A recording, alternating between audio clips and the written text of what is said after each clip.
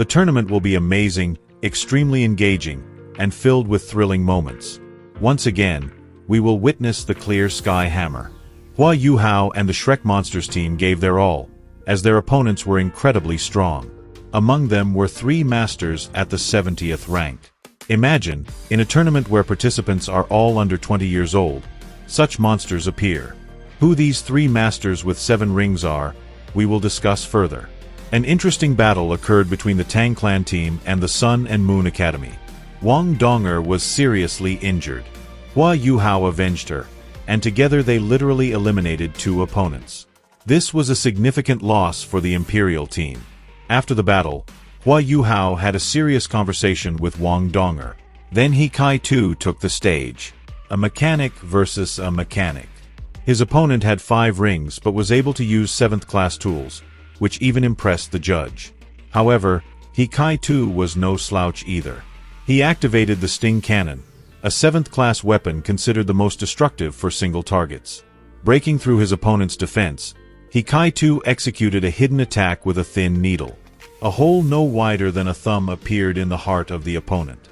His eyes dimmed, filled with disbelief. Even in his wildest dreams, he did not expect to die in such a way. He Kai-Tu quickly put away the cannon and gradually descended from the sky. 3 deaths in 3 battles. The audience erupted into chaos when the judge announced the death of the Sun and Moon Academy master. Xiao Hongqian jumped onto the stage with a grim expression and declared that he was ready for the next round. On the other hand, Yuhao calmly replied that the Tang sect forfeited the individual rounds and wanted to proceed directly to the team round. Xiao Hongqian was stunned. The Tang clan had already won 3 matches. The final result would be determined in the team round. However, the Sun and Moon Empire had already lost 2 participants in the battle, and Yuhao had killed another. 3 of their original 7 masters were dead. Substitutions were not allowed at this stage, which meant the Imperial team would be at a disadvantage. Yuhao had planned everything. They had an absolute advantage. They would fight 7 against 4. Prince Su Tianron's face expressed indignation, but everything was within the rules. He ordered Jing Hongqian to either defeat the Tang team or kill them all, as they could become a serious threat in the future. When the team battle began, Wang Donger slowly pushed Yuhao in a wheelchair. The others followed, which was more than enough to show that Yuhao was the team leader. Xiao Hongqian also walked ahead of his team, watching Yuhao closely. His fists were tightly clenched. This would be a 7 against 4 battle.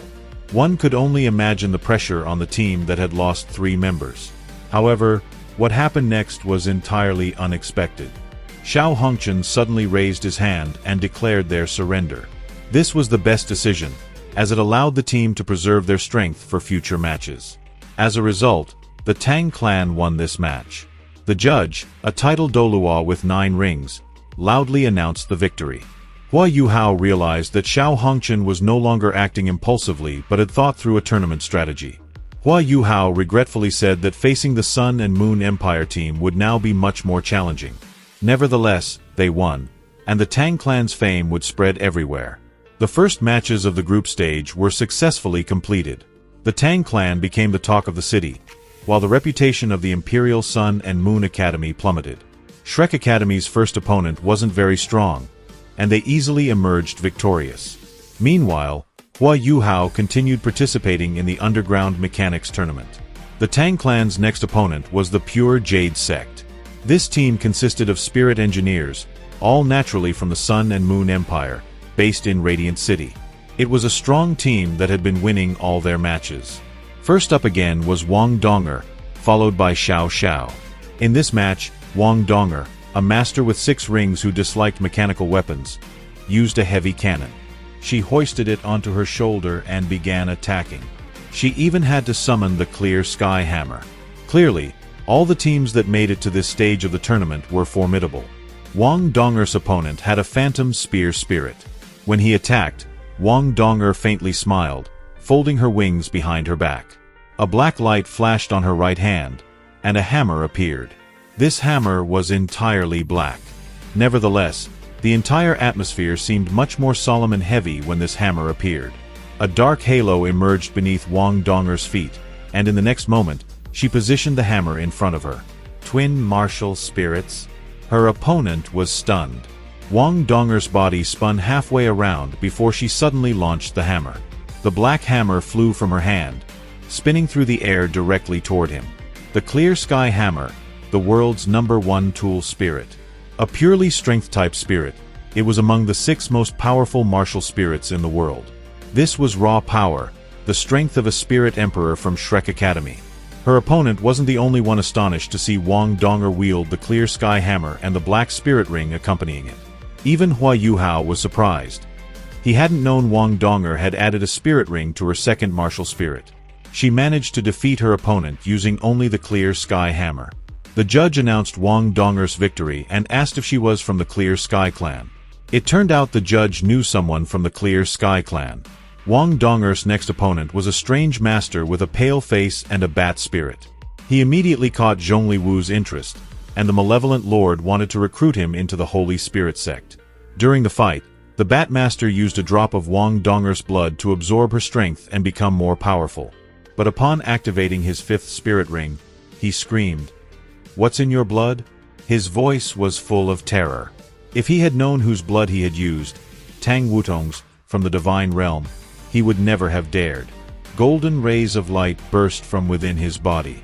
It resembled the sun rising into the sky. The judge could do nothing. A terrifying explosion erupted, and the Bat Master's body was instantly torn apart by the golden light. Wang Donger looked stunned. She didn't know why her opponent had exploded. Everything happened too quickly. The captain of the Pure Jade sect, seated in the waiting area, suddenly stood up, secretly launching an attack at Wang Donger. However, the judge blocked it and issued a reprimand. Having learned from her past experiences, Wang Donger was much more cautious. Yuhao also kept a close watch on the battle. With his mental strength, he could even bypass the arena's protective barrier. If Wang Donger were in danger, he would act immediately, even at the risk of punishment. These were fascinating battles, though it seems the series might cut them short. We'll see how it turns out. Now, regarding the 3 participants at the 70th rank. Who are these masters? Even in the Tang clan and Shrek Academy, there is no one who has reached 7 rings. The first is Xiao Hongchen, the captain of the Imperial Sun and Moon team. He had 5 rings during the previous tournament and has grown much stronger over the years. However, Xiao Hongchen's 70th rank was achieved somewhat artificially. Due to this enhancement, he won't be able to advance his rank for at least 5 years. This was the price for reaching the 70th rank and gaining 7 rings for the tournament. The second master is from the Holy Spirit sect and also has the 70th rank. We will discuss his power and spirit in future videos, as well as the third 7-ring master. Thank you for watching. Share your thoughts in the comments on who you think will emerge victorious among the strongest teams. Don't forget to subscribe to the channel, leave a like, and see you next time.